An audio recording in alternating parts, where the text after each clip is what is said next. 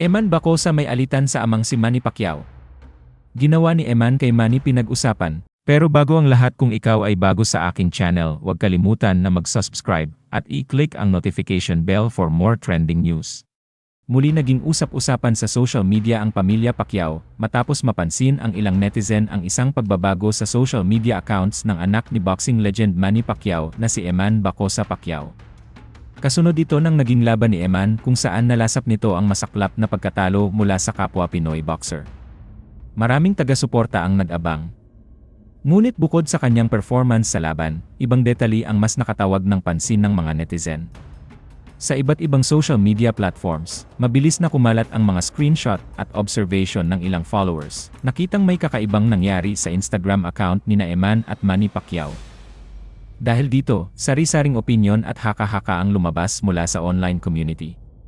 May ilan na agad nagtaka kung may alitan o pinagdadaanan ba ang mag-ama, habang ibang naman ay nanawagan na huwag basta-basta magbigay ng konklusyon hanggat wala pang opisyal na pahayag mula sa magkabilang panig. Samantala, marami din ang nagsabi na normal lamang ang pagbabago sa social media at hindi ito dapat agad bigyan ng mali siya. Ngunit sa gitna ng lahat ng usap-usapan, isang detalye ang mas lalong ikinagulat ng maraming netizen. Napasin kasi ng ilan na hindi na umuno nakafollow si Eman kay Manny Pacquiao sa Instagram. Bagay na agad naging viral online isang araw matapos sa kanyang laban.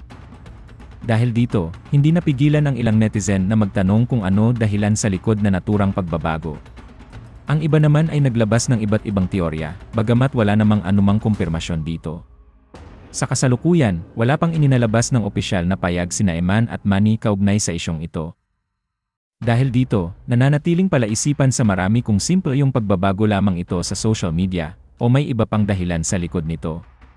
May mga taga-suporta rin ng pamilya Pacquiao na nanawagan sa publiko na irespeto ang kanilang pribadong buhay at iwasan ang pagpapakalat ng mga hindi kumpirmadong impormasyon. Ayon sa ilang netizen, hindi dapat husgahan agad ang sitwasyon dahil maaaring may mga teknikal na dahilan o personal na desisyon na walang kaugnay sa anumang hindi pagkakaunawaan. Samantala, hindi nga po maiwasan na mabatikos ang ating pambansang kamao Manny Pacquiao ng mga fans nang dahil sa tila pinabayaan daw nito ang kanyang anak na si Eman Bacosa at hindi sinasamahan at ginaguide mag-ensayo, hindi tulad kay Jimuel Pacquiao na todo asikaso ang 8 Rio Division Champion.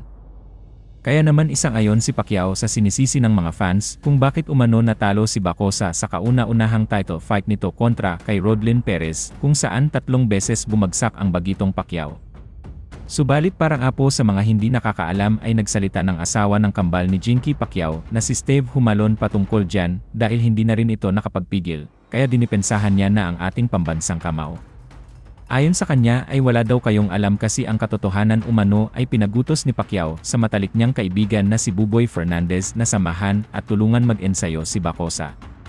Pero yung stepfather umanong ni Bacosa may ayaw at hindi pumayag. Imbis umano na tinuturuan ni Buboy si Eman ay hinaharang ito ng stepfather niya pero inintindi na lang daw ito ni Pacquiao at nerespeto ang desisyon ng stepfather ni Bacosa kaya sila na yung dumistansya.